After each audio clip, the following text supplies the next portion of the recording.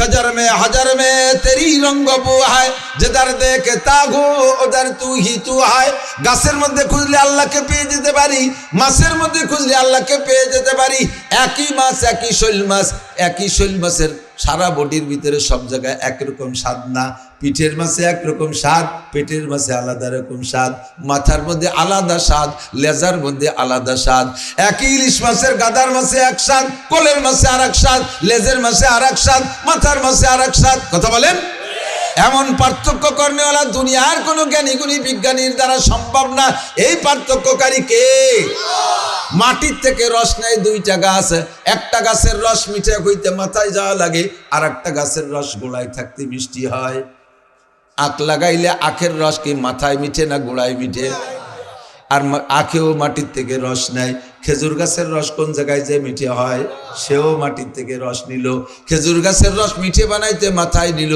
আর আখের রস মিঠে বানাইতে গোড়ায় রাখলো এর মধ্যে দুনিয়ার কোনো মানুষের কোনো হস্তক্ষেপ আছে কার হস্তক্ষেপ তাফাক্কারু ফি খালকিল্লাহ ওয়ালা তাতাফাক্কারু ফিল্লাহ আল্লাহর সৃষ্টির মধ্যে গবেষণা করলে তুমি আল্লাহকে পেয়ে যাবা আর কাফের মুশরিক মুরতাদ বেঈমান হওয়ার কোনো সুযোগ থাকবে না তাফাক্কারু ফি খালকিল্লাহ আল্লাহর সৃষ্টি নিয়ে গবেষণা করো ৬০ হাত পানির নিচে পদ্মা নদীর ঠান্ডা জায়গায় থাকে ইলিশ মাছ গভীর পানির মাছ ইলিশ মাছ ঠান্ডা জায়গায় থাকে ইলিশ মাছ ঠান্ডা জায়গার ইলিশ মাছকে পেট গরম হয় মাঝে মাঝে ইলিশ খেলে পেট গরম হয় না ঠান্ডা জায়গার ইলিশকে পেট গরম হয় এই গরম পেটে ঠান্ডা করতে কি খাওয়া লাগে ৬০ হাত উপরে নারকেল গাছ গরম জায়গার ডাব ওই গরম জায়গার ডাব খেয়ে সেই গরম পেটে ঠান্ডা করে ঠান্ডা জায়গার মাছ খাইয়ে হয় পেট গরম গরম জায়গার ডাব খাইয়ে হয় সেই পেট আবার ঠান্ডা এইরকম কুদরত সব কিছুর মধ্যে কে ঢুকাইছে তাফাক্কারু ফি খালকিল্লাহ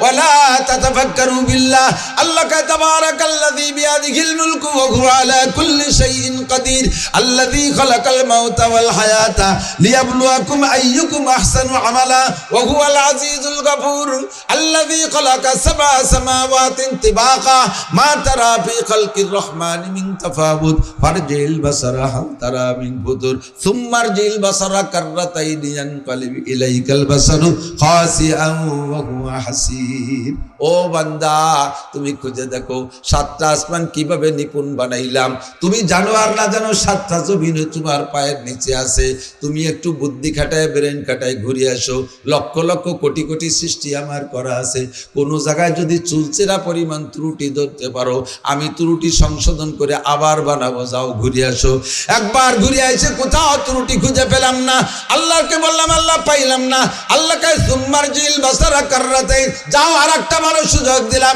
সারা পৃথিবীর মানুষে ঘোরো কোথাও আমার সৃষ্টির মধ্যে কোনো ত্রুটি পাও কিনা আল্লাহকে সুম্মারজিল বাসারা কাররাতাইন কোনো অবস্থায় পারবা না এনকলিব ইলাইকাল বাসারু খাসিয়া ওয়া হুয়া আসির তোমার দিকে তোমার চক্ষু ফিরে আসবে না রে কোথাও কোনো ত্রুটি নাই কথা বলেন ঠিক কি ঠিক না মানুষের বডি বানাইলেন আল্লাহ চোখ দুটো যেখানে দেয়া দরকার সেখানে দিয়েছেন এই চোখ দুটোকে এখানে না দিয়া অন্য জায়গা সেট করলেও দেখার কাজ আল্লাহ যদি সেভাবে বানাইতেন দেখার কাজ চলতো কিন্তু চোখ দুটোর উপরে দিলেন পায়ের কাছে দিলেও তো দিতে পারতেন চোখ দুটো যদি পার সাথে সেট করা হতো যে পাউ দিত চোখ দিয়ে তো নিচেই দেখো তা পাও ধারে পার ধারে থাকো নিচে দিয়ে দেখতে পারবেন কিন্তু ওভাবে পায়ের সাথে যদি চোখ সেট করে দিত চোখ বেশি দিন টেকতো না আগান বাগানের মধ্যে তো চলাই যেত না রাস্তাঘাটে খেয়ারকুটোর মধ্যে দিয়ে চলতে গেলে বিশেষ করে বিজয় বৈশার রাস্তা দিয়ে রাস্তা বইরে খালি ফসল নাই দিত গমের কাটার সোলার কাটার খোঁচায় চোখ কবে মার খেয়ে যেতাম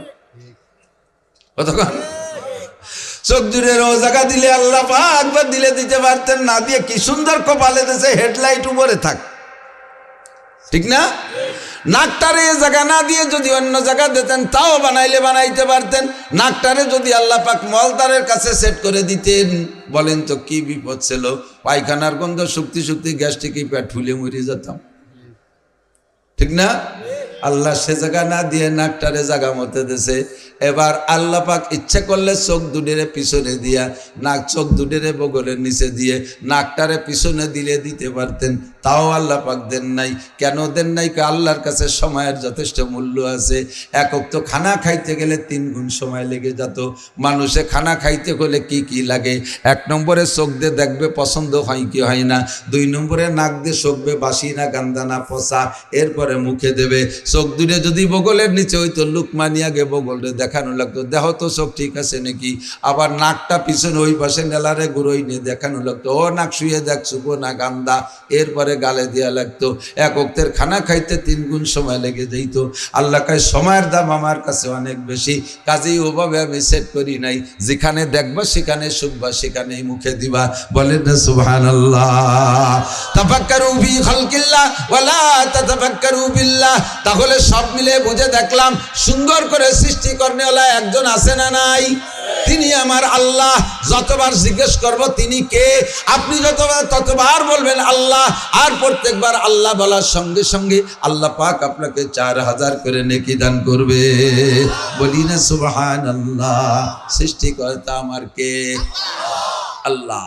আল্লাহ পাক বলেন আমি তোমাকে যে পরিমাণ জ্ঞান দিয়েছি, আমার পক্ষ থেকে যদি বলতাম তোমার জ্ঞান দিয়ে তুমি আল্লাহকে খুঁজে নাও, তাও তোমার জন্য ওয়াজিব ছিল। কিন্তু লা ইউকাল্লিফুল্লাহু নাফসান ইল্লা বুসআহা, এইটা মানুষের দ্বারা সকলের দ্বারা সম্ভব হইতো না।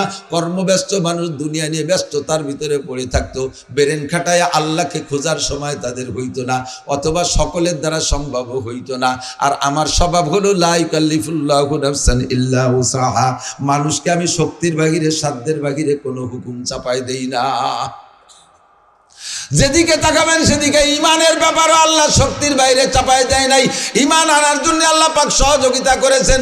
2.5 থেকে 3 লক্ষ নবী রাসূলকে রূহের জগতে বসাই আল্লাহ পাক নবুয়তি প্রশিক্ষণ দিয়া, দাওয়াতের পদ্ধতির প্রশিক্ষণ দিয়া দুনিয়ায় পাঠিয়েছেন। ধীরে ধীরে ধীরে ধীরে তাদরিজান, যে সময় যাকে দরকার, যে নবীর দরকার, যে সময় উম্মত যেমন, সেই সময় উম্মতের জন্য সেই সাইজের নবী পাঠাইছে। ফিরাউনের জামানার ফিরাউন সহ উম্মতের অবস্থা বড় কঠিন। এই জন্য আল্লাহ পাক জাইদ্রেল নবী একজন পাঠাইছে মুসা আলাইহিস সালামকে। নমরুদের মতো বিশ্ব মস্তানকে সাইজ করার জন্য আল্লাহ মুসলিম জাতির পিতা ইব্রাহিম খলিলকে পাঠিয়েছেন। কতক্ষণ? আল্লাহু আকবার। বিজ্ঞানী উম্মতকে বোঝানোর জন্য ইনজিল কিতাব দিয়ে ঈসা আলাইহিস সালামকে পাঠাইছেন। কিয়ামত পর্যন্ত জ্ঞান বিজ্ঞানের শীর্ষে চলে যাবে, আর কোনো নবীর দরকার হবে না, আর কোনো নবী আল্লাহর স্টকে নাই। এই জন্য বাছাই চাটাই করে সর্বজ্ঞানে জ্ঞানী, সর্ববিজ্ঞানে বিজ্ঞানী, মহাজ্ঞানী নবী মুহাম্মদুর রাসূলুল্লাহ সাল্লাল্লাহু আলাইহি ওয়াসাল্লামকে আল্লাহ পাক এই কম্পিউটারের যুগের উম্মতের জন্য নবী বানাইছে। এবার আল্লাহ পাক রব্বুল আলামিন নবীদেরকে বলেন নাই যে তোমরা তোমাদের যোগ্যতা দিয়া, তোমরা তোমাদের ক্যাপাসিটি দিয়ে উম্মতকে দাওয়াত দিবা। নবীদেরকে আল্লাহ তাআলা সংবিধানের গাইডলাইন দিয়ে দিয়েছেন। 104 খানা আসমানি কিতাব আল্লাহ পাক তৈরি করে যুগে যুগে সময় মতো পাঠিয়েছেন। আর শেষকালে অবশেষে এই জ্ঞানী গুণী বিজ্ঞানী বিশ্ব পণ্ডিত উম্মতের জন্য নরমাল কিতাব চলবে না বিদায় আল্লাহ পাক সব কিতাবকে রহিত করে দিয়ে শ্রেষ্ঠ কিতাব কুরআনে কারীম আমাদের জন্য বরাদ্দ করেছেন। বলেন না সুবহানাল্লাহ। আগের কোন কিতাবের সংরক্ষণের দায়িত্ব আল্লাহ পাক নেন নাই। যে কিতাবই পাঠিয়েছেন আল্লাহ জানেন এই কিতাবটা একসময় বিলুপ্ত হয়ে যেতে হবে, এর সংবিধান বাদ হয়ে যাবে, এর টেম্পার একদিন শেষ করে দিতে হবে। কাজেই আল্লাহ পাক কোন কিতাবের সংরক্ষণের দায়িত্ব নেয় নাই। ইনজিল কিতাবও পরিবর্তন করে ফেলাইছে নাসারারা, খ্রিস্টানরা, আল্লাহ পাক সেখানে হস্তক্ষেপ করেন নাই। তাওরাত কিতাবে ইহুদিরা নষ্টভ্রষ্ট করে ফেলাইছে, আল্লাহ পাক সেখানে হস্তক্ষেপ করেন নাই, বাধা দেন নাই। জাবুর কিতাবও নষ্ট করে ফেলাইছে, আল্লাহ পাক দায়িত্ব নেন নাই। কুরআনে কারীম নাজিল করে আল্লাহ পাক বলেন ইন্না নাহনু নাযালনা যিকরা ওয়া ইন্না লাহু লাহাফিজুন। হে আখেরি নবীর উম্মত, তোমাদের জন্য যেই কিতাবটা দিয়েছি নাম তার কুরআনে কারীম, এইটা পাঠাইয়া এর হেফাজতের দায়িত্ব আমি আল্লাহ নিজ হাতে নিয়ে নিলাম। চেরাগে রাখে ইজাত বার ফুরুজাত, কাছে কাস্তাব জানাদের শেষ বসুজাদ। ধর্মের বাতি কোরআনের বাতি কেউ নিভাইতে আসলে আরে সে কোনোদিনও কোরআনকে নিভাইতে পারবে না, ও নিজে নিভে যাবে, কোরআনের কোনো বাতি সে নিভাইতে পারবে না। কতক্ষণ? আল্লাহু আকবার। লিখিত কোরআন পড়াই দিবি, লিখিত কোরআন জ্বালাই দিবি, লিখিত কোরআন শেষ করে নিয়ে যাবি, আর সিনার মধ্যে কোরআন নিবি কি দিয়া? বর্তমান বিশ্বে 2 কোটির উপরে একেবারে পাক্কা তাজা হাফেজে কোরআন। কথা কন সুবহানাল্লাহ। अल्लाहु अकबर। हर लहजा है मोमिन के नई शान नई यान, गुफ्तार में किरदार में अल्लाह की बुरहान। ये राज किसी को नहीं मालूम के मोमिन कारी नजर आता है हकीकत में है कुरान। अल्लाह अल्लाहु আকবার। এই ভেদ কে কইতে বলতে পারবা, এই ভেদ কে বুঝবা? দেখতে একজন মানুষ, দেখতে কারি সাহেব আমার হাবেজ সাহেব হুজুর কাকানের হুজুর, একজন মানুষ আমিও যেমন হুজুরে তেমন, ডাক্তার সাহেবও যেমন হুজুরে তেমন, কিন্তু বাহ্যিকভাবে একটা মানুষ হলে উনি একটা তাজা কোরআন বইসা আছে, ঠিক না? একটা জের জবর পেশ নুক্তা পর্যন্ত আজও পরিবর্তন করতে পারে নাই, তবে পরিবর্তনের জন্য চেষ্টায় ত্রুটি একটু কম করে নাই। এই কোরআনকে রদবদল পরিবর্তন করার জন্য আবু জাহেল থেকে শুরু করেছে, আজ পর্যন্ত কেউ পারে নাই। আপনাদেরকে বিশ্বাস আগামী বছর তো কেউ পারবে, 5 বছর পর পারবে। যেদিন পারা পারা ভাব দেখবে সেদিন আল্লাহর দুনিয়ায় কোরআন রাখবে না, ওদিন কোরআনের কাগজ জায়গায় থাকবে, আল্লাহ পাক কোরআনকে উঠাই নিয়ে যাবে। পারা পারা ভাব মানে কোরআনের সাথে যখন মানুষের সদাচরণ করবে না। হাদিসে আসছে জিবরিল আলাইহিস সালামকে নবী আলাইহিস সালাম জিজ্ঞেস করছেন, ভাই জিবরাইল, সব নবীদের সব ফেরেশতাদের ডিউটি তো রানিং আছে, ইসরাফিল আলাইহিস সালাম সিংহায় ফু দিয়ে দুনিয়া ধ্বংস না করে দে, উনি রিটায়ার্ড হবে না। দুনিয়ায় যতদিন প্রাণী জগৎ থাকবে অতদিন পর্যন্ত আজরাইল রিটায়ার্ড হবে না। সব প্রাণীকে ধ্বংস করার পরে আজরাইল রিটায়ার্ড হবে। দুনিয়ায় যতদিন খানেওয়ালা থাকবে, খাদ্যমন্ত্রী মিকাইল আলাইহিস সালাম পানি পরিবেশনের মাধ্যম দিয়ে খাদ্য তৈরি উৎপাদন করে, মিকাইলের ডিউটিও রানিং থাকবে।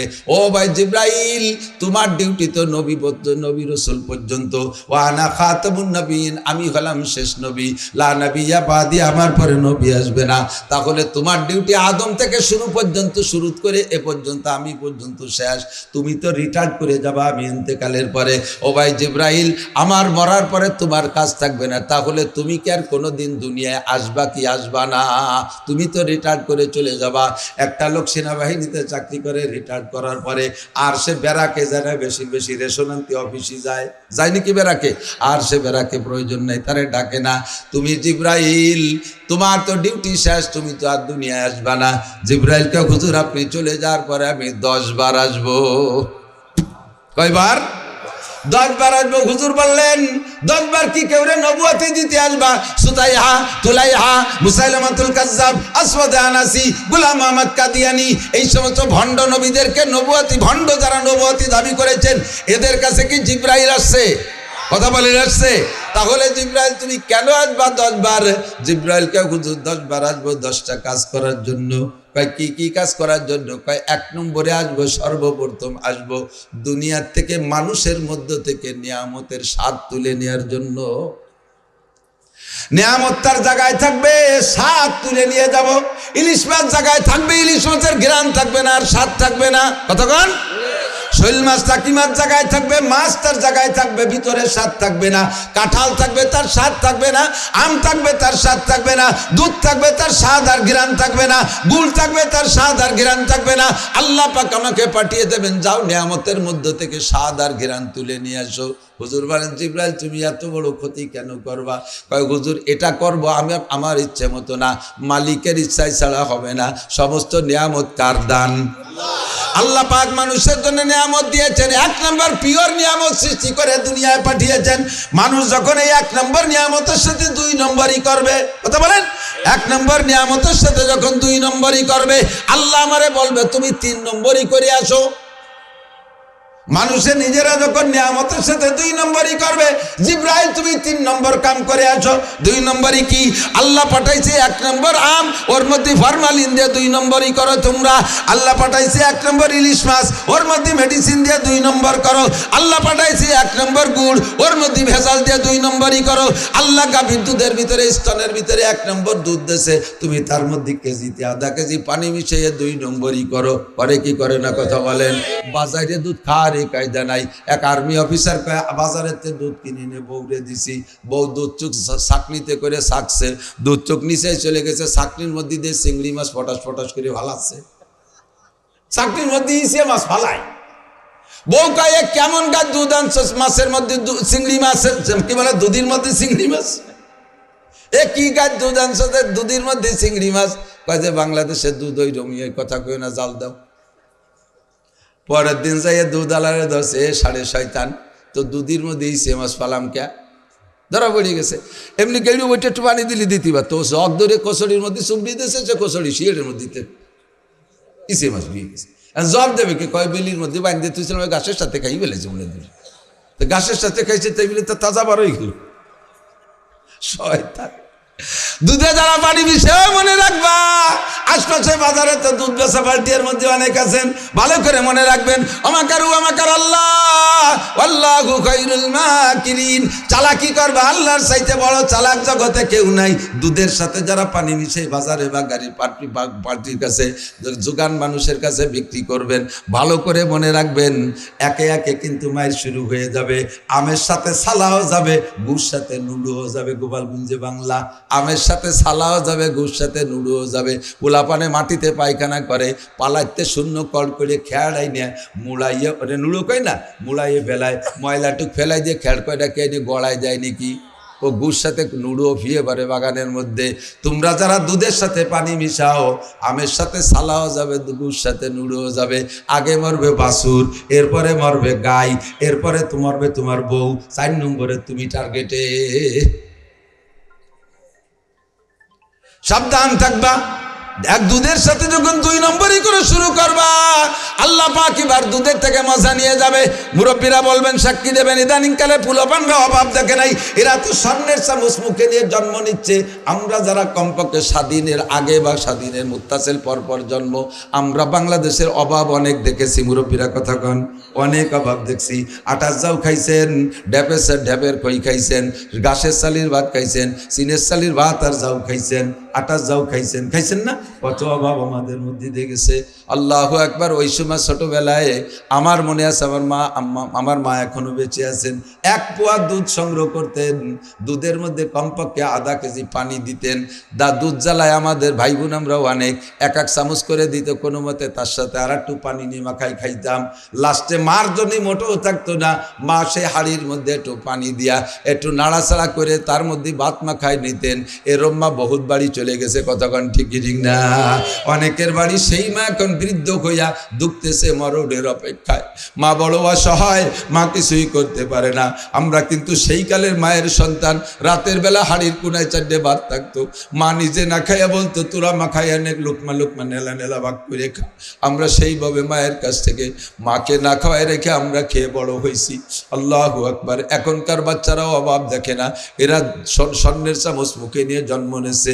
ভ্যান চালাক আর রিক্সা চালাক, কিষেন বেচুকার কামলা দিক, প্রত্যেকের ডেলি 500-1000 টাকা ইনকাম আছে না নাই? কতক্ষণ কাজে এরা অভাব চেনে না, অভাব দেখে নাই। আমরা সেই অভাবী মায়ের সন্তান। এরপরে মা হাড়ির মধ্যে 4টে ভাত নিয়ে পানি নিয়ে মাখায় নিতেন। তারপরে তার ভিতরে যে ঘিরান আসতো, সেখান থেকে মায়ের কাছ থেকে আবার নেলা নেলা কাড়িয়ে কাড়িয়ে খাইতাম। ওই পানি মিশানো হাড়ি কাহা, দুধের ভিতরে যেই ঘিরান, এখন 5 কেজি দুধ জ্বালাইলে 1 কেজি রাখলেও সেই ঘিরান পাওয়া যাবে নাকি? কথা বলেন। জিবরিল আলাইহিস সালাম বললেন, হুজুর আমি নিয়ামতের স্বাদ তুলে নেওয়ার জন্য আসবো, আল্লাহ পাক পাঠাইবেন। আমার মনে হয় জিবরাইলের এবার আশা হয়ে গেছে। কোন নিয়ামতের স্বাদ আছে? আছে আছে কোন নিয়ম? ইলিশ মাছ ভাজা রান্না করলে পাশের 3 বাড়ি ঘিরান হয়ে যেত, গরুর গোশত রান্নালে রাস্তা পর্যন্ত ঘিরান হয়ে যাইত, ঠিক না? আর এখন ইলিশ মাছ খাই না, তেলিওটাই খাই, চাইতে টের পাওয়া যায় না। আমার মনে আছে আমার চাচাজান মৌলানা আব্দুল ওয়াহাব সাহেব, উনি তো সে সময় আমাদের চাইতে অনেক প্রসিদ্ধ ছিলেন। ভক্তবৃন্দ অনেক হাদিয়া তোবা দিতেন। চাচাজান কমলা লেবু আনতো। আমার আব্বা গরিব মানুষ, কিনতে পারতেন না, আমাদেরকে একটা দিত, 4-5 ভাই বোন ভাগ করে খাইতাম। আব্বা খুশা খান সোনের চালের সাউন্ড কাঠির মধ্যে গুজিয়ে রাখতো। 10-15 দিন 20 দিন পর ওই ডে শুকাইয়া কড়কড়ে হয়ে যাইত।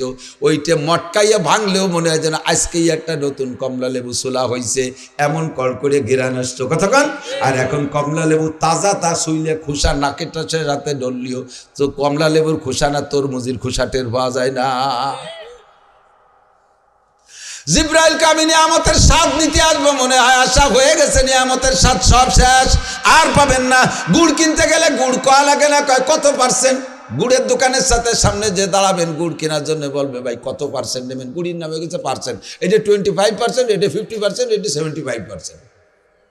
মানে গুড় কি পরিমাণ আর চিনি কি পরিমাণ, তাতে পার্সেন্ট হয়ে গেছে, গুড়ির নামই নাই। সব কিছুর ভিতরে 2 নম্বরই করা হয়ে গেছে। আল্লাহর পক্ষ থেকে জিবরাইলে পাঠায় 3 নম্বরই করাই ফেলছেন। 2 নম্বরে দ্বিতীয়বার আর একবার আসবো, আমি মানুষের মধ্য থেকে মহাব্বতের ভালোবাসা নিয়ে যাব। মানুষ থাকবে তার জায়গায়, ভালোবাসা থাকবে না। আরে অরিজিনাল ভালোবাসাকে যখন মূল্যায়ন করবে না, তখন আমি আল্লাহ পাক রব্বুল আলামিন মানুষের ভিতরের থেকে আসল ভালোবাসা তুলে নিয়ে যাব। ওরা 2 নম্বর ভালোবাসাকে প্রাধান্য দেবে। ভাই বোনকে ভালোবাসবে না, সন্তানে আব্বা মাকে ভালোবাসবে না, ভালোবাসা নিয়ে ঢালতে থাকবে অন্য জায়গায়। শ্বশুর শাশুড়ির নামে অ্যাকাউন্ট খুলে বস্তা ভরে টাকা সেখানে ডালবে। আব্বা মার অ্যাকাউন্ট, আব্বা মার নামে অ্যাকাউন্ট হবে না, ও জায়গায় টাকা রাখবে না। ভাই বোনের সাথে মহাব্বত আর ভালোবাসা রাখবে না, বিচ্ছিন্ন হয়ে যাওয়ার চেষ্টা করবে। এবার ভালোবাসারে প্রতিষ্ঠিত করার জন্য এবার 14ই ফেব্রুয়ারি তারিখটা ঠিক করে নেবে। সারা পৃথিবীর ভালোবাসা একদিন 14ই ফেব্রুয়ারি জানিয়ে দিতে হবে। এই 2 নম্বরই ভালোবাসার ভিতর দিয়ে হাজার হাজার ব্যভিচার আর গুনাহ হয়, লক্ষ লক্ষ জারজ সন্তান পয়দা হয়। 14ই ফেব্রুয়ারি মনে আছে? 14ই ফেব্রুয়ারি নাম রাখছে তার কি? ভালোবাসা দিবস, ভ্যালেন্টাইন ডে।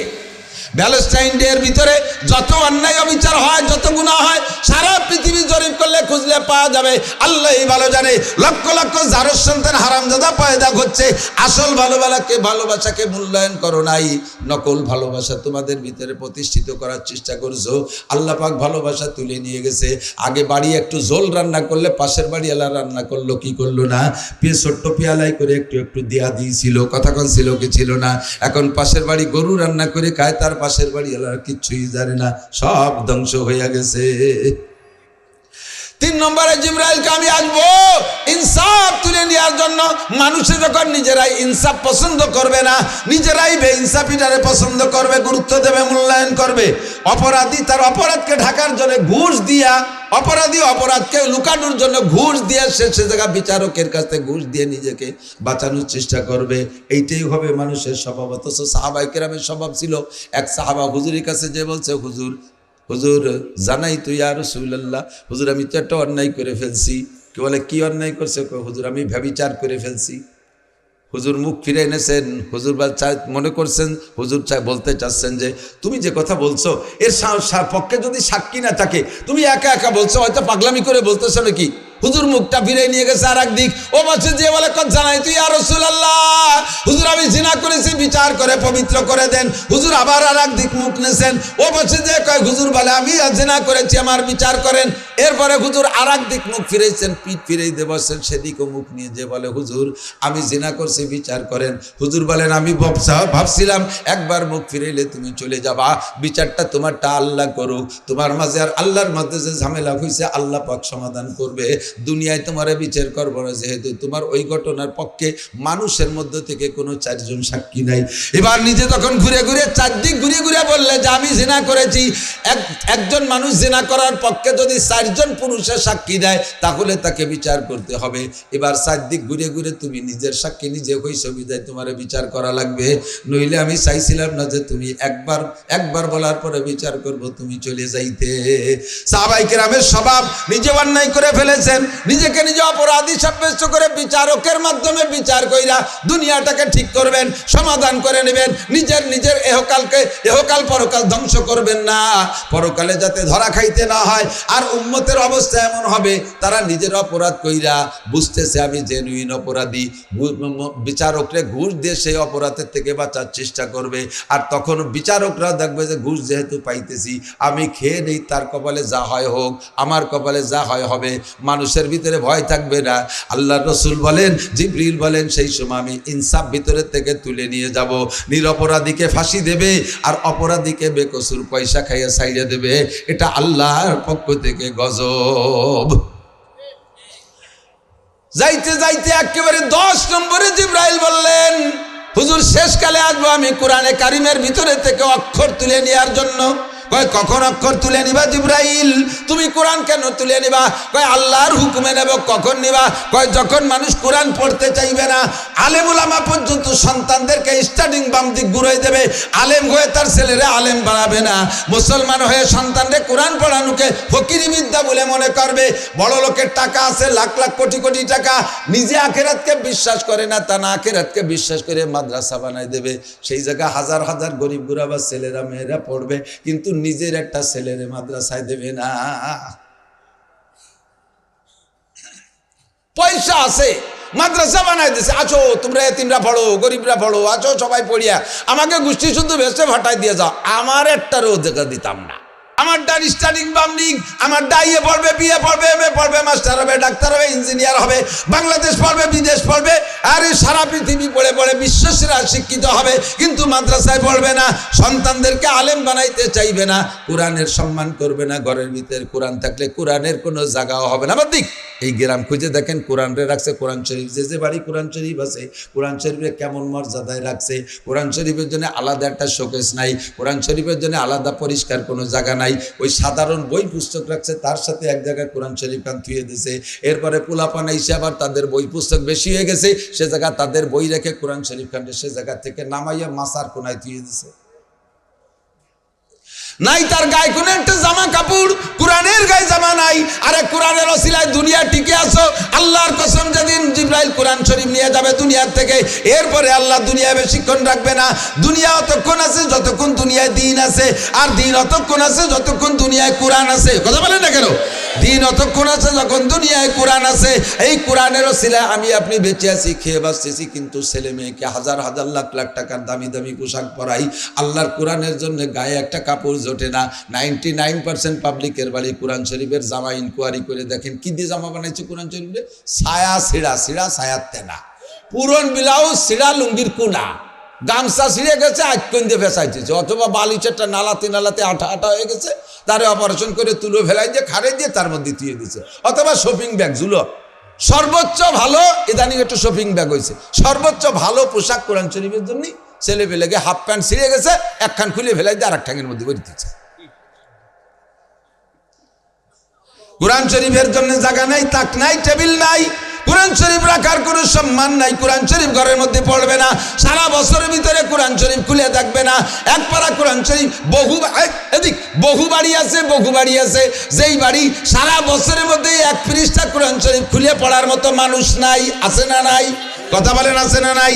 কোরআনকে যখন কোরআনের সাথে এমন আচরণ করবেন, কোরআনে তখন আল্লাহ পাকের কাছে নালিশ করবে, রব্বুল আলামিন আল্লাহ আমার সাথে কি আচরণ করে। এইটা নবী আলাইহিস সালাতু ওয়াস সালামের কাছে পৌঁছে যায়। নবী আল্লাহর কাছে বলে, রব্বিন্না কওমিত্তাখাযু হাযাল কুরআনা মাহজুরা, রব্বিন্না কওমিত্তাখাযু হাযাল কুরআনা মাহজুরা। আল্লাহ আমার উম্মত এখন কোরআনরে খাইতেছে না, কোরআন পড়তে চায় না, কোরআন পড়নেওয়ালারা ভিক্ষুক মনে করে, কোরআন পড়নেওয়ালাকে সমাজে পিছিয়ে রাখে, কোরআনওয়ালাকে সহ্য করতে পারে না, কোরআনওয়ালাকে দেখতে পারে না। এখন কোরআনের কি উপায় হবে? জিবরাইল যখন উম্মতে কোরআনের সাথে এমন আচরণ করবে, তখন কোরআনে আল্লাহর কাছে মামলা দেবে, আল্লাহ আমারে তুমি পাঠাইছো, আমি আসতে চাই না, আমার এই অপমান করতেছে, এখন কি করা যায়? আল্লাহকে টেনশন করো না, তোমার একটা অক্ষরও পরিবর্তন করতে পারবে না, আমি তোমাকে যত্ন সহকারে বের করে নিয়ে আসবো। হঠাৎ করে একদিন দেখবে সেই কালে মানুষ যারা থাকবে, আপনারা এখনো সেই পর্যায়ে আসেন নাই, সেই দিন দেখবে কোরআন শরীফের কাগজ রয়েছে, কিন্তু সকালবেলা উঠে দেখবে ভিতরে অক্ষর নাই। জিবরাইল কাম সাইরে নিয়ে চলে গেছে। আল্লাহ কা ইন্না নাহনু নাযালনা যিকরা ওয়া ইন্না লাহু লাহাফিজুন। এই চন্দ্রদি গেলেই আমার মনে নাই উনি কে, অনেক দিন আগে 3-4-5 বছর আগে আমাদের বাড়ি আসছিলেন, উনি ইটালি থাকেন। উনি আমার একটা ওয়াজ করার ওসিয়াত করে গেছে। উনি কয়, হুজুর আমি তো ইটালি থাকি, আসছে আমার সাথে দেখা করতে, কয় বাংলাদেশ ইটালি থেকে আপনার বয়ান শুনি আমাদের গোপালগঞ্জে আঞ্চলিক ভাষা খুব ভালো লাগে, শুনি তো বাড়ি মনে নিয়ত করিয়েছি, এবার বাড়ি যে আপনার সাথে দেখা করতে আসবো, তাই আসছি হুজুর। আমার কাছারিতে বসে উনি আমার বললেন, আর আমারও ওসিয়াত করলেন যে এই যে কবেন যদি কোনো জায়গায় সুযোগ পান, সেই হিসেবে উনার ওসিয়াত পালনের জন্য, আর মিলিয়েও গেছে সেই জন্যই বলে যায়, যুবকটা খেয়াল করো, আল্লাহ একবার। উনি বলতেছেন যে ইটালিতে একবার আমরা যে ডিস্ট্রিক্টে থাকি, ডিস্ট্রিক্ট প্রধান উনি একবার সিদ্ধান্ত নিয়েছে ধর্মতর্ক শুনবে, ধর্মতর্ক, ধর্মে বিতর্ক, এটা শুনবে, উনার শখ, নিজে খ্রিস্টান তো 4 ধর্মের 4 জনের দাওয়াত দিয়েছে। উনার কায়দায় উনি 3 ধর্মের 3 জন, একজন হিন্দু সাধু কায়দা মতো পণ্ডিত, আর একজন বুদ্ধ পণ্ডিত, আর একজন উনার দলের খ্রিস্টান পাদ্রী, খ্রিস্টানদের বড় আলেম রে কয় পাদ্রী, 3 জনের দাওয়াত দিয়েছে। আর আমারে দায়িত্ব দিয়েছে যে আপনার জানা মতে মুসলমানদের মধ্যে ভালো একজন পণ্ডিত আলেম সংগ্রহ করেন, বিতর্ক হবে আমার এই অফিসে বসে। আমি একটু শুনবো, আমার শখ হয়েছে, ভিতরে কি নিয়ে তা জানি না। আমারে দায়িত্ব দিলে আমি এবার ইটালিতে যত আলেম ওলামা ছিল বাঙালি সবার মধ্যে আমি এইটা লাগাই দিয়ে সবচাইতে ভালো পণ্ডিত একজন বাংলাদেশের থেকে লেখাপড়া করে এসেছে হাফেজ মৌলানা। হাটাজারি থেকে 1 নম্বর রেজাল্ট, আবার ঢাকা তামিরুল মিল্লাতের first class first MA pass, ইংলিশে অনার্স, সব দিক দিয়ে ভালো ভালো পণ্ডিত। ওই হুজুরে ইটালিতে এক মসজিদের খতিব হয়ে গেছে, ওনারে আমি নিছি। এবার ডিসি অফিসে বৈশা 4 জনের বিতর্ক।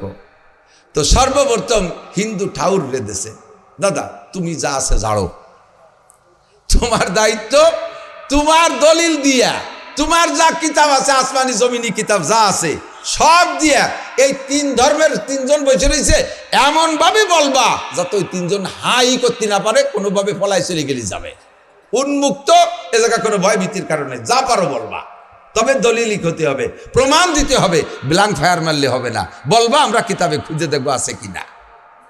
তো এবার ঠাকুর যখন বয়ান শুরু করলো, ইনি বলতেছিলেন যে তখন আমার মনে হচ্ছিল যে এই 3 জন পলাই চলে যাবে, ধর্ম বলতে হিন্দু ধর্ম ছাড়া ধর্ম হতে পারে না। আমি নিজেই স্টার্টিং ঘুরিয়ে যাওয়ার কায়দা, মনে হয় হিন্দু হওয়া লাগবে না, চেষ্টা ফিনিশিং, এমন একটা দুর্বল ভাব।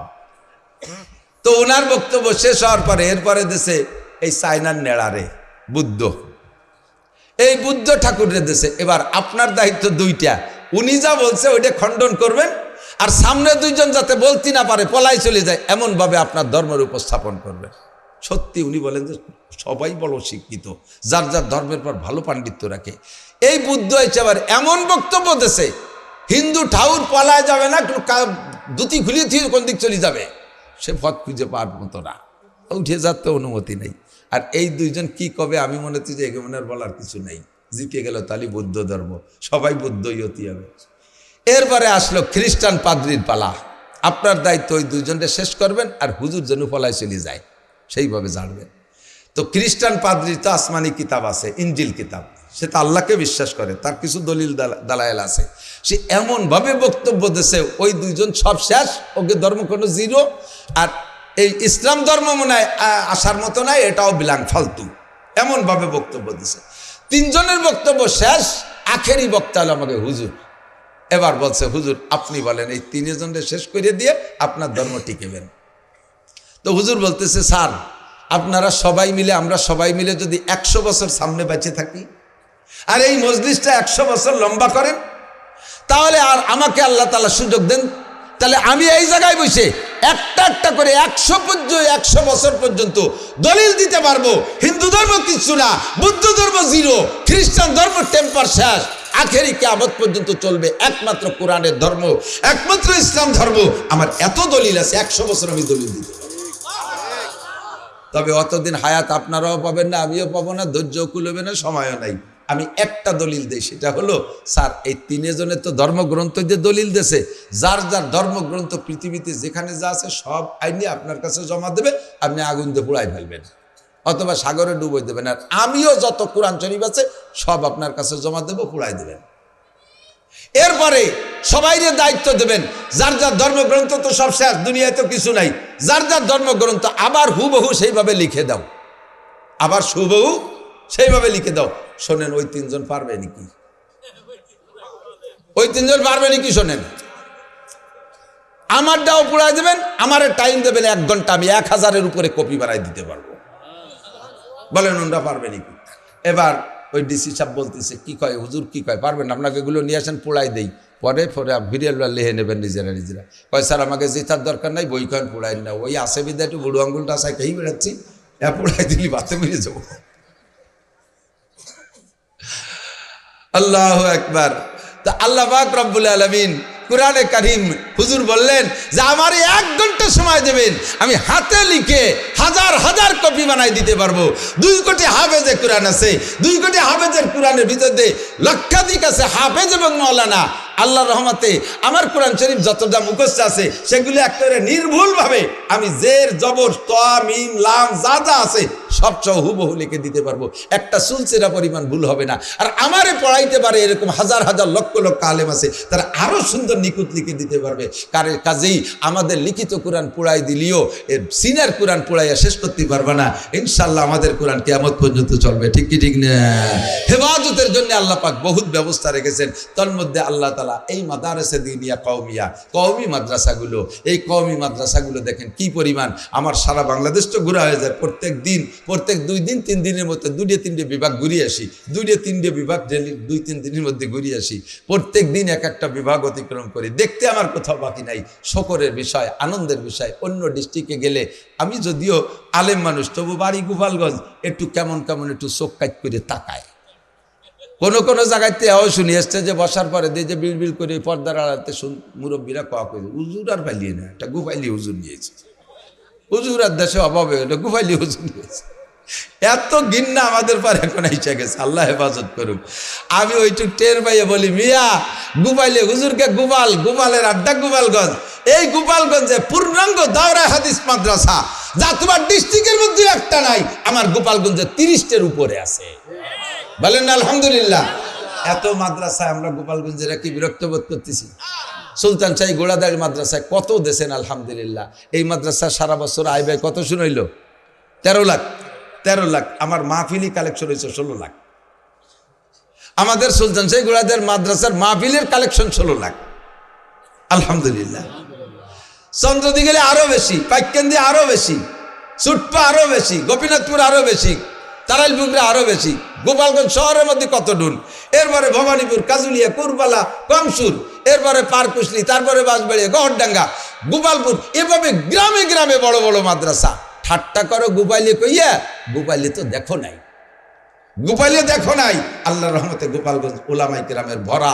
আর গোপালগঞ্জের সাধারণ পাবলিক যা জানে, অন্য ডিস্ট্রিক্টের বহুত আলেমরাও তা জানে না। এরা মৌলানা আব্দুল হক সাহেব রহমতুল্লাহ আলাইহে, খলিলুর রহমান সুপারুদ্দুর রহমতুল্লাহ আলাইহে, কাশির হুজুর আব্দুল মান্নান রহমতুল্লাহ আলাইহে, আরে চন্দ্রদিগেলের মাদ্রাসা, এরপরে গড়ডাঙ্গা মাদ্রাসা সদর শাহুজুর রহমতুল্লাহ আলাইহি, ভবানীপুর মাদ্রাসা, এই হাজার হাজার উলামায়ে কেরামের সাথে গোষ্ঠী আমার এলাকার পাবলিক ওয়াজও শুনতে চায় না, কারণ যা কবিনেও তো জানি। বলেন না আলহামদুলিল্লাহ, বলেন আলহামদুলিল্লাহ। আবারও বলি আলহামদুলিল্লাহ। শারফুল মাকান বিল মাকিন, অবস্থানকারীর কারণে অবস্থান দাম বাড়ে আর কমে। এক গ্রাম বহুদে ভালো মানুষ আছে, সবই ভালো মানুষ শিক্ষিত, একটা আছে আন্তর্জাতিক খ্যাতি সম্পন্ন চোর। ওই কক্সবাজার চোর ধরা পড়ছে, এবারই কোন জায়গা? ওই গ্রাম। সিলেট যে চোর একটা ধরা পড়ছে, তা ওই গ্রাম। ওই গোয়েন্দা চুরির ভিড় উঠে গেছে, ফিরে আবার সাতক্ষীরে চলে যাচ্ছে 3 দিন পরে। যাই সাতক্ষীরে সুন্দরবনের কোনায় যে চোর ধরা পড়ছে, তোর বাড়ি করে সেই গ্রাম। সারা বাংলাদেশে চষি ফেলাইছে, এক চোরে গ্রামের দফা সেরিয়ে দিছে, ঠিক না? অথচ গ্রামে জজ, ম্যাজিস্ট্রেট, ডাক্তার, ইঞ্জিনিয়ার বহুত ভালো ভালো মানুষ আছে। ওই এক চোর, এমন চোর সারা বাংলাদেশে গ্রামের নাম পৌঁছে দিয়েছে। এক চোরের কারণে গ্রামের নাম শেষ, ওই গ্রামের দামও শেষ। কথা করে আমাকে আছে না এলাকায় এরকম কোনো গ্রাম থাকতে পারে, নাম পাওয়া যাবে না। এক চোরে গ্রামের 12টা বাজা দিচ্ছে, চোরের গ্রামে মাইয়ে দেবো না, চোরের গ্রামের মাইয়ে নেব না, ঠিক না? আবার এক গ্রামে যদি ওইরকম ভালো একজন মানুষ থাকে, ওই একজন মানুষের গ্রামের দাম বাড়ায় দেয়, ঠিক কি ঠিক না? একজন মানুষের গ্রামের দাম বাড়ায় দেয়। গহরডাঙ্গা, গোপের ডাঙ্গা ছিল, মুরব্বীরা তো জানেন গোপের ডাঙ্গা, একটু গোপের মধ্যে নিচে একটা ডাঙ্গা, সে জায়গার মানুষ। আমরা দাওরা পড়ছি 91-92 সালে, সে সময় গহরডাঙ্গার মানুষ এত গরিব, আর সেই মাদ্রাসার বারান্দায় বসে থাকতো, সাইডে ভান্তাবাদ থাকলে দেন। এই যে পোলা পান্ডাসকে ভেজু পায় না, ভেজু, এই ভেজু হলো গোপের ডাঙ্গার থেকে আবিষ্কার হয়েছে।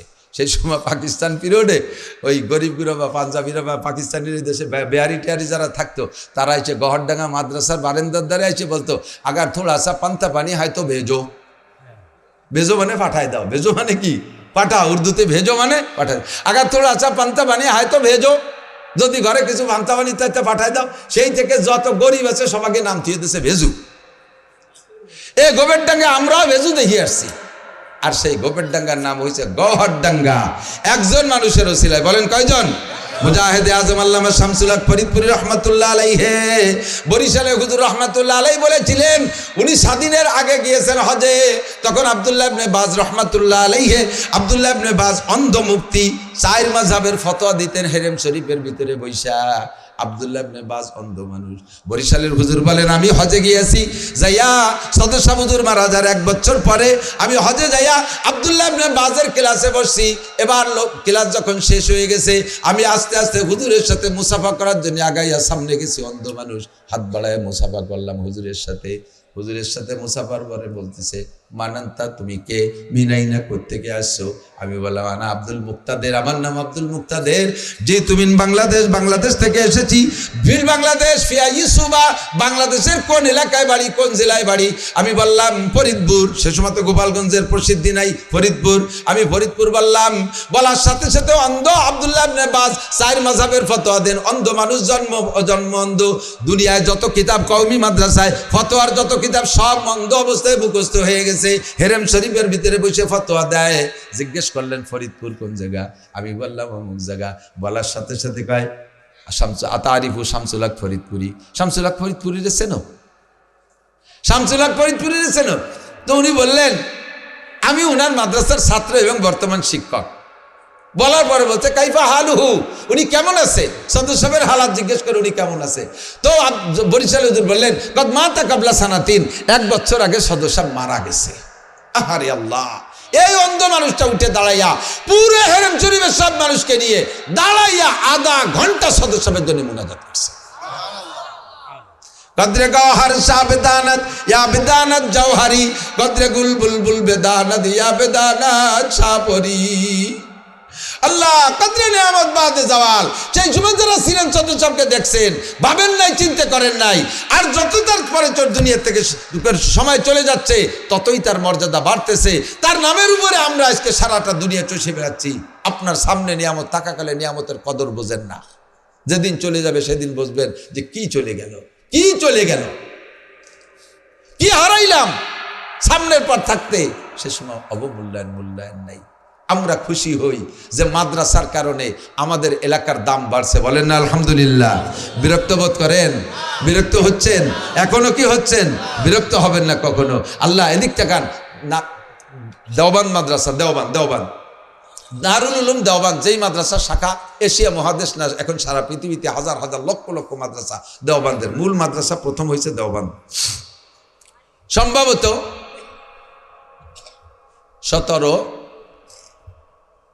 17 বা 1800 কত সাল যেন, আমার ভালো করে সাল মনে নেই। তো 200 বছরের মতো হতে যাচ্ছে। তো এই দারুল উলুম দেওবান্দ যখন প্রথম হয়, প্রতিষ্ঠাতা কাসেম নানুতুবি রহমাতুল্লাহ। খেয়াল আমার বাবুরা পর্দার আড়ালে খেয়াল করবেন। দারুল উলুম দেওবান্দ যখন প্রতিষ্ঠিত হয়েছে, ওই সময় মুষ্টি আটা কালেকশন করতো দেওবান্দ দিয়ে। আমাদের দেশে মুষ্টি চাল উঠে না, প্রত্যেকে মুষ্টি চাল দেন। মুষ্টি চালের মধ্যে একটা বরকত আছে। আপনার বস্তা ভরা রয়েছে, সকালে কালেকশন গেলে ওই জায়গা থেকে আপনি 1 গটি দিয়ে দেবেন তা না, এর ভিতরে বরকত কম। আপনি আলাদা একটা পাত্র রাখবেন, ওর মধ্যে থেকে রান্নার চাউল বের করে নিয়ে প্রত্যেকে 1 মুঠ চাউল রেখে দেবেন। আপনার রান্নায় ভাতেও কম পড়বে না, আপনার বস্তাও কম হবে না, আরে গায়েও লাগবে না। এটা হলো মুষ্টি চাউল। তো দেওবান্দে মুষ্টি আটা কালেকশন করে। তো মুষ্টি আটা কালেকশন করে শুক্রবারে তালবে আলিমরা বাড়ি বাড়ি দুয়ারে দুয়ারে যে লাইন ধরে দাঁড়ায়। এক বড় লোকের এইটা মাইন্ডে লাগছে খুব বেশি। আর দেওবান্দ শহরে এখনো হিন্দু বেশি, প্রচুর হিন্দু। আমিও দেখে এসেছি হিন্দু, খুব ঘন শহর, চিকুন গলি। তাই হিন্দুরা এই তালবি আলিমকে বিক্রিয়রা দেখে ক্রিটিসাইজ করে, ধর্ম একটা, ইসলাম একটা, খয়রাচ্ছে সে আগা গোড়াচ্ছে। পড়ছি উনাকে ইতিহাসে, মুহাম্মদও খয়রাত করে বেড়াতো, সাহাবাই কিরম খয়রাত, এই ব্যঙ্গ ঠাট্টা করার দরকার। এন্ড ওই শুনে ওই বড় লোকের মাইন্ডে লাগছে। আইসে নানুতুবি রহমতুল্লাহ বলতেছে, হুজুর আল্লাহর মেহমান এরা প্রত্যেক সপ্তাহে একবার এই যে বাড়ি বাড়ি যে আটা কালেকশন করে, এতে হিন্দুরাও ঠাট্টা করে, আমারও ভালো লাগে না, এদেরও বিরক্ত লাগে। হুজুর এই কালেকশনটা বন্ধ করা যায় না? নানুতুবি বললেন, বাবা কালেকশন বন্ধ করবো? আমাকে তো সরকারি কোনো নিবন্ধন নাই, সরকার আমাদের কিচ্ছু দেয় না, এটা বেসরকারি মাদ্রাসা, চলবো কিভাবে? মাদ্রাসার নামে কোনো 10-20 বিঘে জমি খেত না, এটা একটা দোকানপাট ব্যবসা কেন্দ্রও নাই, কিচ্ছু নেই, কিভাবে চলবো? একে তো খাওয়াই বাঁচাতে হবে, এই জন্যই কালেকশন করি। তো বড় লোক বলতেছে, হুজুর যদি কোনো ব্যবস্থা আল্লাহ করে দেয় তাহলে কি বন্ধ করবেন? বলে যেমন? আপনার সাপ্তাহিকভাবে লাগলে সেটাও দিতে পারবো, মাসিকভাবে চাইলে তাও বললে দেব, আর বাৎসরিকভাবে চাইলে তাও হবে। সারা বছরের যত আটা লাগবে সব আমি একা দিয়ে দেব। কষ্ট পাইলেন নাকি আপনারা? তো একটু ভালো রেখুন সুবহানাল্লাহ। এরকম মানুষ তৈরি হয়ে যদি পাশে থাকে তাহলে ধর্মীয় প্রতিষ্ঠানগুলো চালাইতে সহজ হয়, ঠিক না? তো বড় লোকের এই প্রস্তাবে নানু তুমি তাকে একেবারে মাথায় হাত দিয়ে ভরপুর দোয়া করলেন, ছেলে তুমি বড় হুজুরি ছেলে, তুমি বড় অফিসারের ছেলে, তুমি শিল্পপতি ছেলে, কালেকশন করবে না। তোমার মতো 1 কোটি শিল্পপতিকে এক পাল্লায় রাখলে সাহাবায়ে কিরামদের একটা লোমের সমান দাম হবে না। কথা বলেন ঠিক ঠিক? নানু তুমি বললেন বাবা কালেকশন বন্ধ করবো কি করবো না, কালকে পরামর্শ করে তারপরে বলবো। পরামর্শ কার সাথে? সর্বপ্রথম বেরোইছে মহিলারা যারা কালেকশন দেয় তাদের কাছে। দেখি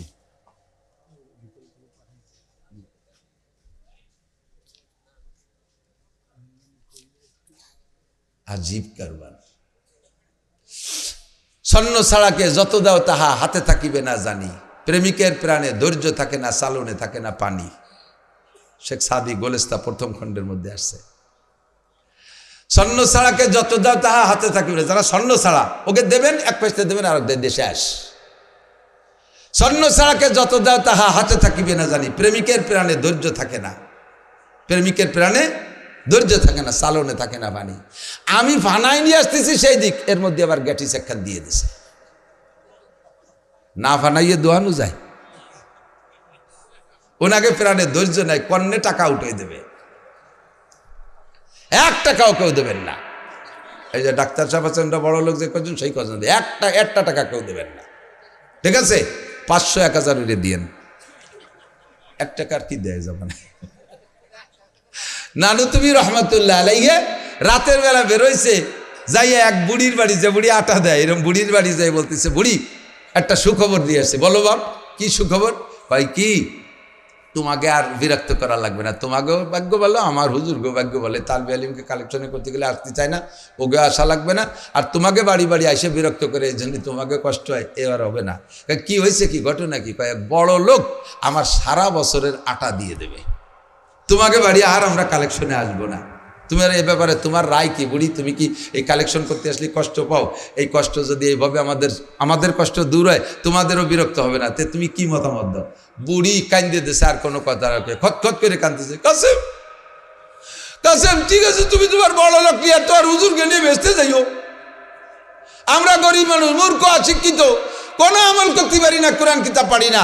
এ রাতের বেলা তোমরা সারা রাত কিতাব পড়ো, তাহাজ্জুদ পড়ো, আমরা মূর্খ অশিক্ষিত মানুষ জানি না কিছু, রাজ্য সন্ধ্যে রাত্রি শুয়ে থাই, আমরা আল্লাহ বিল্লি করতে পারি না।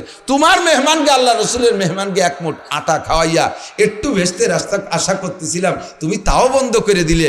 বুঝছি তুমি আমাকে ভেস্তে জাতি দিবা না, তুমি যখন হুজুর গের বড় লোককে নিয়ে ভেস্তে যাবা, আমাকে গরিব মানুষে ভেস্তে জাতি দিবা না।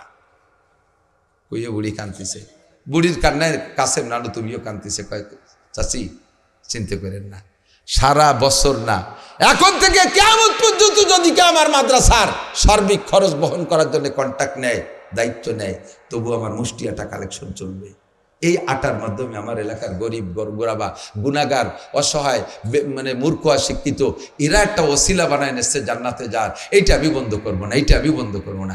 আপনারা বিরক্ত হতে পারেন, এত আসে এত আসে এত আসে, বুঝবেন একদিন। ফাসাউফা তারা ইযান কাশাফাল গুবারু আবারাসুন তাহতা রিজলিকা আম হামারু। আল্লাহু আকবার। অন্ধকার কেটে গেলে বুঝবেন আপনি ঘোড়ার পিঠে বসা না গাধার পিঠে বসা। এই যে আমরা কাহামাঙ্গা করে 100-200 টাকা নেই, মুষ্টি চাউল নেই, চামড়া নেই, বাঁশ নেই, খুদ নেই, কুড়া নেই, যাই নেই না কেন, এর বিনিময়ে আপনি যেদিন পাবেন সেদিন খুশিতে নিজেই ভরপুর থাকবেন। বলবেন আপনি আরো সেদিন বলবেন, ও হুজুর এত অল্প দিয়ে গেলেন, কে একটু বেশি নিতেন, একটু জোর করে আর একটু বেশি নিতেন।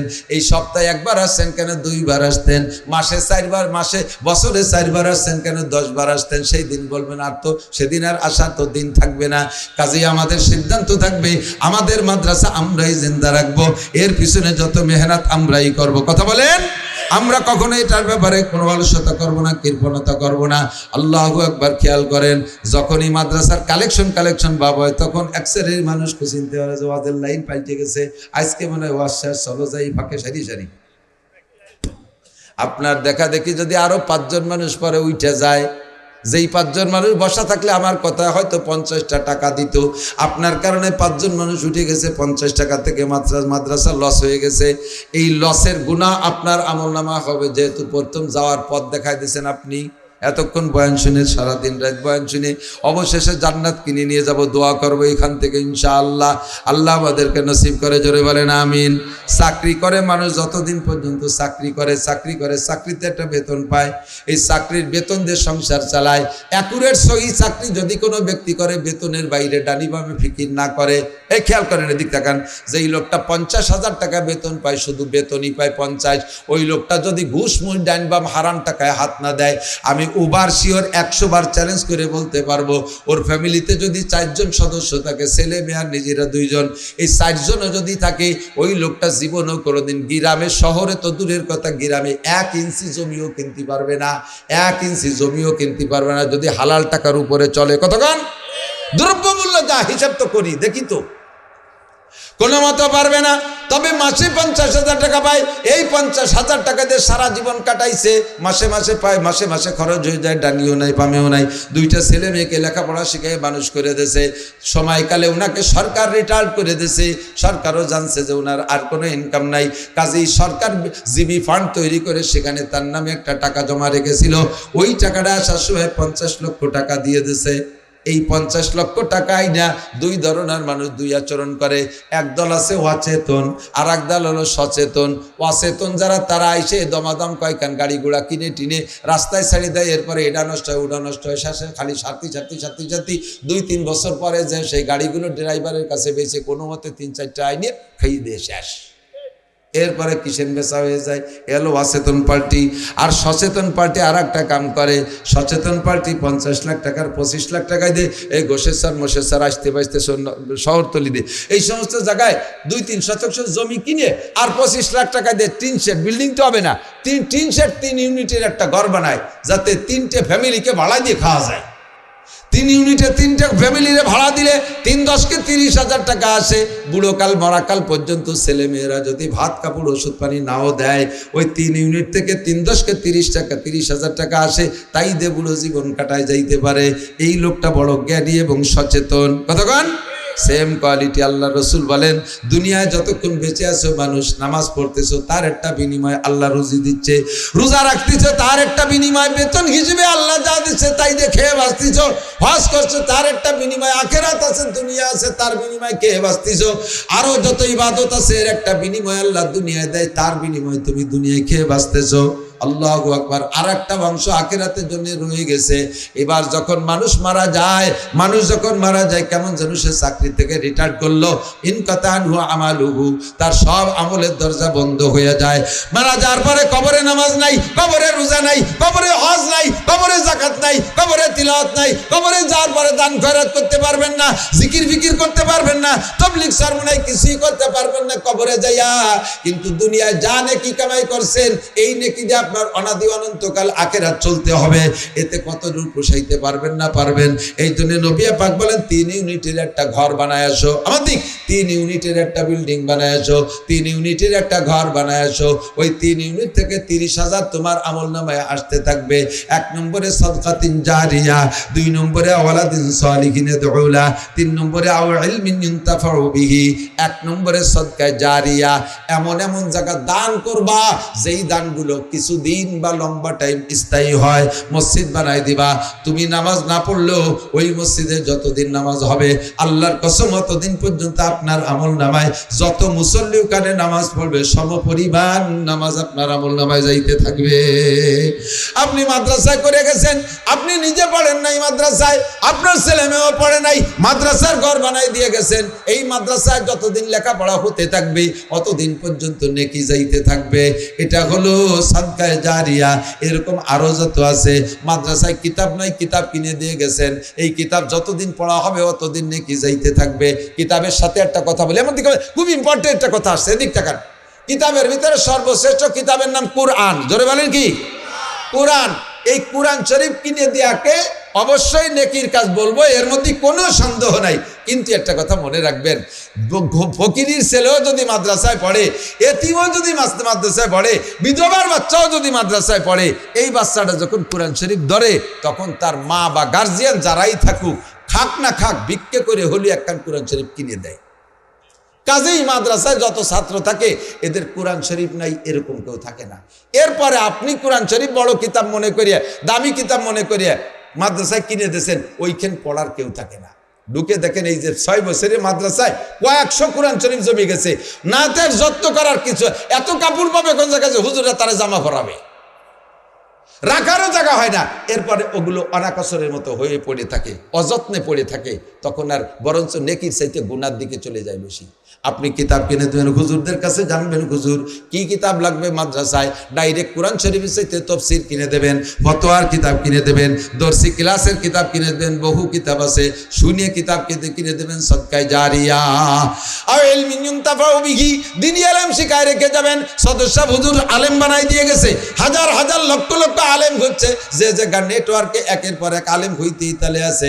আমাদের এলাকায় সদস্য ফেরামুল নামায় নেকি যাচ্ছে, আমাদের এই এলাকায় মাওলানা আব্দুল ওয়াহাব সাহেব সন্ধ্যতে গেলে মোহতাম সাহেব আমার ছোট চাচা, উনার মাধ্যমে হাজার হাজার আলেম হইছে, নেকি উনি কবরে বসে পাইতেছে, সুটপার হুজুর পাইতে আছে। আমরাও যারা মাদ্রাসা করতেছি আল্লাহর রহমতে আশা করি প্রত্যেক বছর আমাদের মাদ্রাসায় 300-400 ছেলে পড়ে ফারেক হয়ে যাবে ইনশাআল্লাহ, তাদের থেকে আরো হবে। এই নেকিটা আমরা হুজুররা পাইতে থাকবো।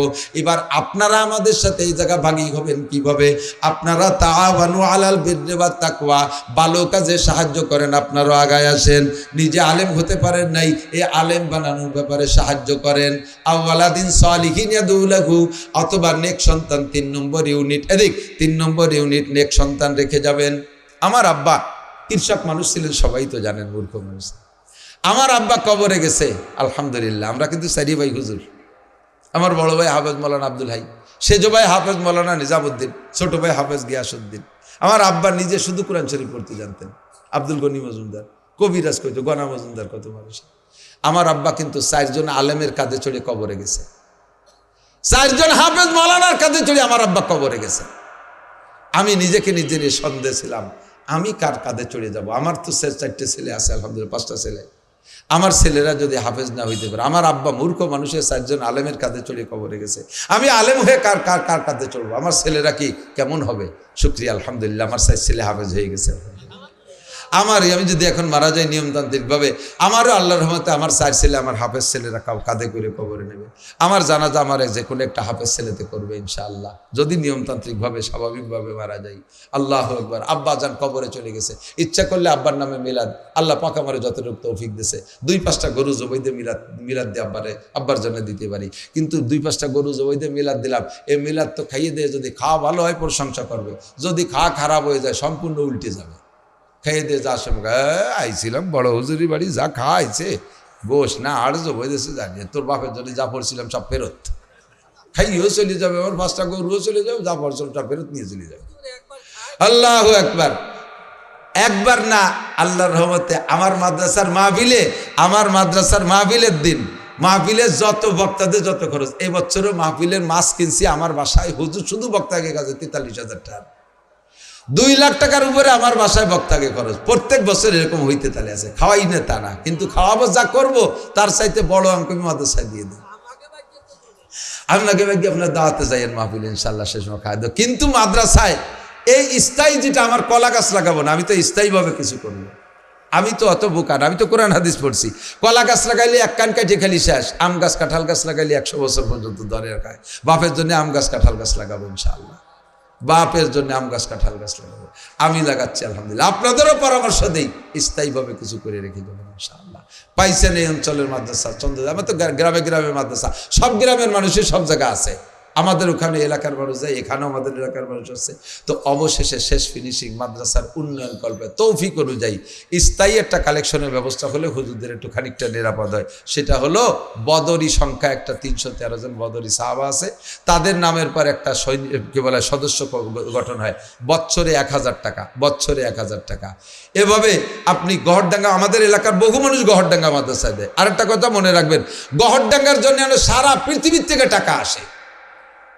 ইতিমধ্যে তারা বরকতি কলস বানাইছে, বাড়ি বাড়ি দেয় মুষ্টি চাল উঠেছে, তা হয়েছে 30,000 ফ্যামিলির কাছে কলস দিয়েছে। তারা এই কলস ভরিয়ে দেয়, এক কলসে 1-1.5 কেজি 2 কেজি, তাহলে 1 কেজিও যদি দেয়, মাসে একবার কালেকশন করে 30,000 কেজি, তার মানে 30 টন। আরো তো সারা পৃথিবী থেকে, আমেরিকার থেকে কালেকশন করে দেয়, জাপানের থেকে গড়ডাঙ্গার কালেকশন আসে, কিন্তু আমাদের এই সমস্ত মাদ্রাসাতেও সব জায়গাতে আসে না। কতক্ষণ বরঞ্চ বড় মানুষের চাইতে ছোট মানুষের খরচ বেশি। আপনারা বড় যারা 5 বছর 10 বছর আগে একটা চাদর কিনছেন, সেই চাদর দিয়ে এই পর্যন্ত গায়ে দিচ্ছেন, আরো হেরাম বানছেন যে এই চাদর দিয়ে মরা পর্যন্ত ফাঁকে আর কিনবো না। কিন্তু আপনার বাড়ি আজকে একটা বাচ্চা পয়দা হয়েছে, দেখেন কি পরিমাণ প্যাম্পার জাইন দিয়ে কুটি কেতা তুয়াইলি মোয়াইলে কতটা লাগে। বড় মানুষ সকালবেলা দিন রাত বইতে 1.5 পোয়া চালের ভাত খায় আর একটু ডাইলের আলু ভর্তা, আর একটা পোলার জন্য সপ্তাহে তার 800-900 টাকা, কি 3 দিনই 800-900 টাকা দুধ লাগতেছে, আরও আনুষঙ্গিক কতটা লাগে। তাহলে বড়কে চাইতে ছোটকে খরচ বেশি। বড় মাদ্রাসা দাঁড়ায় গেছে, তাকে খরচ, তাদের জন্য আসারও ব্যবস্থা আছে। এই ছোট মাদ্রাসাগুলো হলো পোলাপান নবজাতক, এদের জাইন দিয়ে প্যাম্পাস ইত্যাদি ইত্যাদি কিনে লাগবে। এর জন্য আপনাদের কাছে অনুরোধ করি, সদকায় জারিয়াত দপ্তরে জমা দেবেন। আমি চাইতেছি যে ইনশাআল্লাহ এখানে কমপক্ষে 50 জন মানুষ হবে, বছরে 1000 টাকা এই মাদ্রাসা দেওয়ার মতো। আছেন কোন আল্লাহর বান্দা? সর্বপ্রথম একজন হাত জাগাবেন, দোয়া করবো ইনশাআল্লাহ। 1000 টাকা, 1000, 1 2 3 4 5 6 7 8 9 10 11 12 13 14 15 এই কার্ড আছে নাকি? কার্ড থাকলে এনাদের কাছে দিয়ে দেন। আপনারা যারা হাত জাগাচ্ছেন, এনরা একটু ভিতরে আইসেন, নাম লেখাই দিয়ে একটা মাদ্রাসায় বদরি সৈনিকদের কার্ড আছে, এটা কার্ড নিয়ে যাবেন। আর কোন আল্লাহর বান্দা বছরে 1000, আপনি আজকে থেকে দেয়া নিয়াত করবেন, বছরে রমজান মাসে 1000 টাকা দেবেন। এই আপনার হায়াতের জন্য দোয়া করবে হুজুররা, কারণ হুজুরকে একটা বুঝ হবে যে যতদিন বাইসে থাকবে অতদিন তো আমি 1000 টাকা পাচ্ছি, কাজে এ বুড়ো যেন না মরে। ইনি বাইচে থাকলে আমি বছরে 1000 টাকা পাবো, কাজেই দেওয়া লাগে, হায়াতের দোয়া করবে হুজুররা। কই গেল হুজুররা, কই গেল? এই আমারে এই সুতা দিয়ে সব জায়গায় মনে ভাত খাচ্ছে হুজুর। কথা হলো, কেউ উঠবে না, কেউ 2-4 মিনিটের মধ্যে দোয়া করে দেবো ইনশাআল্লাহ। এই ভিতরে এই টঙ্গি আসতে হবে না, নিচে না, ভিতরে যান। হ্যাঁ জি, এই যে 500 টাকা নগদ নিয়ে আসছে, মাশাআল্লাহ। জি জি জি,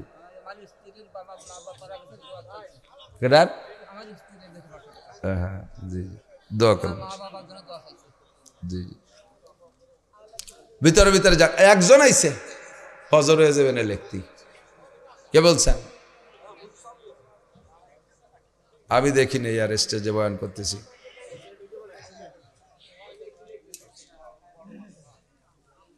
এক হাজার টাকা বছরে। আর কে আছেন যে কজন আগে হাত জাগাইছিলেন তারা ডেকে ডেকে ওনাদের কাছে লেখা নেন। নতুন কারা কারা আছেন? আর কে আছেন? সদকায়ে জারিয়া বদরি সৈনিকদের সাথে আল্লাহ আপনারে জান্নাতি করবে, সুস্থতার সাথে লম্বা হায়াত দান করবে। আল্লাহ এখানে যারা দান করলো তাদের বদরের শহীদ সাহাবাদের কবর দেখার তৌফিক দান করো। আমি এবছর হজের পরে গেছিলাম, বদরে গেলাম আল্লাহর রহমতে। সেই 14 জন শহীদ যারা বদরের যুদ্ধে শাহাদত বরণ করেছেন তাদের একটা নাম আছে, চার্ট আছে, সেখানে নিচে দাঁড়া আমি দোয়া করছি। আল্লাহ অত্যন্ত মজার জায়গা, ভালো জায়গা, আপনিও যাবেন, দোয়া করবেন ইনশাআল্লাহ। আল্লাহ তাআলা সকলকে বদরি সৈনিকদের কবর জিয়ারত করা তৌফিক দান করো, মক্কা মদিনা জিয়ারত নসিব করো। সবাই বলেন আমিন। কত টাকা, হাজার হাজার লাখ লাখ টাকা আমরা খরচ করে ফেলি, হিসাবও করি না, আন্দাজও করি না, কিভাবে কিভাবে চলে যায়। আসেন কেউ 1000 টাকা দেওয়ার মতো? 1000 টাকা নতুন করে, আগে যারা হাত জাগাইছেন তারা ডেকে ডেকে নাম লেখান। আর যারা আছেন নতুন করে একটু বলেন কে আছেন? বছরে 1000 অথবা 500 টাকাও আপনি সদস্য হতে। 500 কে আছেন? 500 আগে 1000 টাকা আলাদা জায়গায় হাত, মাশাআল্লাহ, যে 500 টাকার একজন পাইছে, আলহামদুলিল্লাহ। আর কে আছেন 500? ওই যে রুহুল ভাই 500। আর কে আছেন 500? বছরে 500, তেবাড়িয়া মাদ্রাসায় বছরে 500 টাকা। 500 টাকা বছরে দেওয়ার পরে আপনি অভাবে পড়বেন না ইনশাআল্লাহ। আল্লাহ পাক আপনাকে 10 গুণ 100 গুণ বেশি দেবেন ইনশাআল্লাহ। আজকের মাঠে ওই যে 500, শুকুর ভাই 500, ওই যে শুকুর ভাই, বিজয় বাচ্চা শুকুর ভাই 500। আর কে আছেন? দেন 500 করে দিয়ে দেন। 500 1000 সদস্য হয়ে যাবেন, কেউ বাকি থাকবেন না। মা বোনরা পর্দার আড়ালেকে আপনারাও কিছু নাম পাঠায় দেন। মুষ্টি চাল, খুদ কুড়ো, চাল, ডিম, শলা বেচাটা, এই বাজারের 2-4টা বাসায় যে কত কষ্ট করাটা, ওইতে 500 টাকা দেন, বেচতে আপনার একটু আগে চলে যাবেন ইনশাআল্লাহ। আর আজকের পকেটে 500 টাকার 1000 টাকার নোট আছে নাকি? আজকের পকেটে থাকলে একটু আমার দেখান তো, যে এই যে আছে, খালি দেবো না, খালি দেখাইয়ে আবার পকেটে থুয়ে দেন। এই যে আনছি দেবো না, খালি এই করলে হবে, কারণ কাইরে তো নিতে পারবো না। দেহালি মারা বুঝবো যে আপনি কত নম্বরের কিনবেন। আর কে আছেন? যাবে ভিতরে যাবে, প্রত্যেকের কাছে 100, 200, 500, 1000। বওনাই মারা গেছে, ভাগ্নে হাফেজি পাশ করে পাগড়ি নেছে, তার নামে 500 টাকা দিছে। মরহুম বওনাইকে আল্লাহ মাফ করে দাও। এই টাকাটা দেবেন, টাকাটা আল্লাহ জানে মালে বরকত দাও, সুস্থতার সাথে লম্বা হায়াত দাও, হালালভাবে অনেক টাকার মালিক বানায় দাও। আয় আল্লাহ মরহুম মুর্দাগানদেরকে জান্নাতি করে দাও। আছেন আর কেউ আছেন? যাবে, এই ছাত্র যাও, ভিতরে যাও, ছাত্ররা নেমে পড়ো, ব্যাগ নিয়ে অথবা কোরস নিয়ে ভিতরে যাও। 10, 20, 100, 200, 500 যার যেমন তৌফিক হয় দিয়ে দেবেন ইনশাআল্লাহ। একটু বেশি করে দেবেন। আমাদের নতুন মাদ্রাসা, ছোট মাদ্রাসা, আর আমাদের মাদ্রাসার নামের সাথে আমার পরিচয় দেওয়ার জন্য সকলের কাছে অনুরোধ থাকবে, সুলতান শাহী গোড়াদাইর সুলতানুল উলুম মাদ্রাসা। সুলতানুল উলুম কইতেও যদি লম্বা হয়ে যায়, কমপক্ষে সুলতান শাহী গোড়াদাইর মাদ্রাসা কইন আমার নামের সাথে। মোহতামেম সুলতান শাহী গোড়াদাইর মাদ্রাসা আমাদের 2 গ্রাম সম্মিলিত মাদ্রাসা। এক গ্রামের নাম কই আর এক গ্রামের নাম না কইলে পরা প্রতিবেশী গ্রাম কষ্ট পাওয়াটাই স্বাভাবিক। তা আমাকে 2 গ্রামের হুজুর 1 গ্রামের নামের সাথে পরিচয় হয়ে যাচ্ছেন। সব সারা বাংলাদেশে তোর কয়ে দিয়ে আমার সম্ভব না। ইউটিউবওয়ালারা তোমরা এই কথাটা একটু ছাড়িয়ে দিও, মাঝে মাঝে একটু অসুবিধে হয়ে যায়। দুরূদ শরীফ পড়ি, দোয়া করবেন ভাইজান, দোয়া করবেন। আচ্ছা না আপনি করেন, আরে আপনার মাদ্রাসা আপনার মায়া বেশি। اللهم آمين. ربنا ظلمنا أنفسنا وإن لم تغفر لنا وترحمنا لنكونن من الخاسرين. ربنا فاغفر لنا ذنوبنا وكفر عنا سيئاتنا وتوفنا مع الأبرار. ربنا هب لنا من أزواجنا وذرياتنا قرة أعين وجعلنا للمتقين إماما. اللهم اغفر لحينا وميتنا وشاهدنا وغائبنا وصغيرنا وكبيرنا وذكرنا وأنثانا. اللهم من أحييته منا فأحيه على الإسلام ومن توفيته منا فتوفه على الإيمان.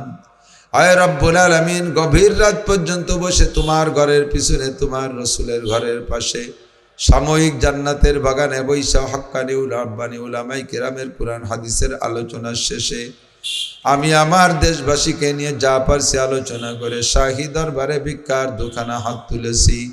আয় মেহেরবান আল্লাহ, আমাদের জীবনের সমস্ত গুনাহ খাতা এক্ষুনি মাফ করে দাও। যত গুনার আলোচনা এখানে আমরা আজকে করেছি, সব গুনাহ আমরা করে থাকি। আরও বহু গুনাহ আছে যেগুলো আলোচনা করি নাই, সেগুলো আমরা করে থাকি। মাঝে মাঝে তওবাও করি, নফস শয়তানের কাছে হেরে যাই, তওবা ভঙ্গ হয়ে যায়। আল্লাহ তুমি আজকে শেষবারের মতো আমাদেরকে ক্ষমা করে দাও। অবশ্যই আমরা গুনাহগার। আয় আল্লাহ, তুমি রব্বুল আলামিন ক্ষমা করনেওয়ালা, মেহেরবান। তোমার শাহী দরবারে হাত তুলেছি, তুমি আমাদের এই ময়দান থেকে অপমান করে খালি হাতে ফিরাই দিও না। আমাদের হাত দুটো নেকি দ্বারা ভরপুর করে দাও। আয় রব্বুল আলামিন, আমাদের আব্বা মা, দাদা দাদি, নানা নানি, শ্বশুর শাশুড়ি, আত্মীয় স্বজন, পাড়া প্রতিবেশী, বন্ধু বান্ধব, উস্তাদ শাগরেদ, পীর মুর্শিদ, ছাত্র ছাত্র ভাই, কর্মজীবনের বন্ধু সাথী যারা বনে জঙ্গলে কবরে শুয়ে আছে, সকলের পক্ষ থেকে ক্ষমা চাই, তুমি মাফ করে দাও। সমস্ত মরহুম মুর্দাগানদের কবর আযাব মাফ করে দাও। আয় আল্লাহ, আমাদের একান্ত আপনজন যারা ছেলে মেয়ে, ভাই বোন, আত্মীয় গানা, মা বাপ, দাদা দাদি, নানা নানি কবরে চলে গেছে, সকলের পক্ষ থেকে ক্ষমা চাই, মাফ করে দাও। আয় আল্লাহ, ডাক্তার সাহেবের সে মেয়ে ও জামাই 2 জন সমুদ্রে পড়ে মারা গেছে। আয় আল্লাহ, পানিতে পড়ে মারা গেলে তারা যদি শহীদি মর্যাদা পায়, তাহলে আমাদের দরখাস্ত এই 2 জনরে তুমি শহীদি দরজায় জান্নাতি করে দিও। আয় আল্লাহ, ব্যক্তি জীবনে মানুষ হিসেবে অবশ্যই গুনাহ করতে পারে, তাদের গুনাহ খাতা সব তুমি ক্ষমা করে দাও। আয় আল্লাহ, অনেক সন্তানরা মরহুম আব্বা মার জন্য দোয়া চেয়েছে, মাদ্রাসায় টাকা পয়সা দিয়ে দান ধ্যান করে, চাউল ডাউল দিয়ে, সন্তানের এই দানের ওসিলায় আল্লাহ তার আব্বা মাকে কবরে জান্নাতের দরজা খুলে দাও। আয় আল্লাহ, আমরা যারা বেঁচে আছি আমাদের জান মাল ইজ্জত আবরু হেফাজত করো, ঈমান ও ইসলামের সাথে বেঁচে থাকার তৌফিক দান করো, সুস্থতার সাথে, ইজ্জতের সাথে, প্রশস্ত হালাল রিজিকের সাথে লম্বা হায়াতে তয়্যিবা দান করো। আয় রব্বুল আলামিন, ইয়া আল্লাহ, সারা দুনিয়ার মাদারেসে দিনিয়া কওমিয়া গুলো কবুল করে নাও। বিশেষ করে আমাদের এই প্রাণ প্রিয়তে বাড়িয়া মাদ্রাসা তুমি কবুল করে নাও। মাদ্রাসার ছাত্র শিক্ষক সকলকে দিনের জন্য কবুল করে নাও। দিনদার ইমানদার জাহিন ফাহিম ছাত্র মুদাররিস দ্বারা মাদ্রাসা ভরপুর করে দাও। আদর্শ মাদ্রাসা হিসেবে গড়ার তৌফিক দান করো। মাদ্রাসার প্রতিষ্ঠাতা ঘর দিয়ে, জায়গা দিয়ে, জমি দিয়ে, টাকা দিয়ে, পয়সা দিয়ে, কমিটির সদস্যবৃন্দ যারা এলাকার জনগণ পাশে আছে সকলকে তুমি আনসার সাহাবাদের সাথে জান্নাতি করে দিও। দুনিয়ায় তাদের জান মাল ইজ্জত আবরুর মধ্যে তুমি বরকত বাড়াইয়া দাও। হালাল উপার্জনের মধ্যে বরকত বাড়াইয়া দাও। অবশেষে তোমার যে সকল বান্দারা বদরি সৈনিকদের কাতারে নাম লেখাইলো, আজীবন সদস্য হইয়া বছরে 1000 করে টাকা দিবে, ও আল্লাহ তুমি তাদের হায়াতে তয়বা বাড়াইয়া দাও। তাদের তৌফিক তুমি বলন্দ করে দাও। জীবন ভরে যেন তারা ওয়াদা মোতাবেক টাকাটা দিয়ে যেতে পারে তৌফিক দাও। রব্বুল আলামিন, অনেক অসুস্থ ব্যক্তি দোয়া চেয়েছে, সবাইরে তুমি সুস্থ করে দাও। সুস্থতার সাথে হায়াতে তয়বা বাড়াইয়া দাও। অনেকের ঘরে দীর্ঘদিনের পীড়িত রোগী আছে, কোনোভাবে সুস্থ হচ্ছে না। দুনিয়ার ডাক্তাররা ব্যর্থ হয়েছে, ফেল করেছে। রব্বুল আলামিন, তোমার অপারেশনও লাগে না, ঔষধও লাগে না। আয় আল্লাহ, তুমি কোন বললে বান্দা সুস্থ হয়ে যায়। মেহেরবান আল্লাহ, তুমি কোন বলে সব রোগীদেরকে সুস্থ করে দাও। আমার মা ঘরে পড়ে আছে, আল্লাহ মায়ের যদি হায়াত থাকে তাহলে অবশ্যই সুস্থ করে দাও। রব্বুল আলামিন, যদি সুস্থতা মঞ্জুর না থাকে, এভাবে মুখাপেক্ষী করে পরাধীন করে অসহায় করে ফেলে না রেখে আল্লাহ তুমি ঈমানের সাথে রহমতের কোলে তুলে নাও। আয় রব্বুল আলামিন, ইয়া আল্লাহ, আমাদের সকলকে জীবনে একটা বার হলে হজের নিয়তে মক্কা মদিনা জিয়ারত নসিব করো। মরণের সময় জবানে কলেমা তয়বা জারি করে দিও। চলার পথে সকল প্রকার হাদেসা, দুর্ঘটনা, অ্যাক্সিডেন্ট, চোর ডাকাত, গুন্ড বদমাশ, শত্রু দুশ্মনের হাত থেকে হেফাজত করো। রব্বিরহামহুমা কামা রব্বায়ানি সগীরা, রব্বিরহামহুমা কামা রব্বায়ানি সগীরা, রব্বি জিদনি ইলমান নাফিআ। সাল্লাল্লাহু তাআলা আলা খায়রি খালকিহি মুহাম্মাদিন ওয়া আলিহি ওয়া আসহাবিহি আজমাইন বিরহমাতিকা ইয়া আরহামার রাহিমিন।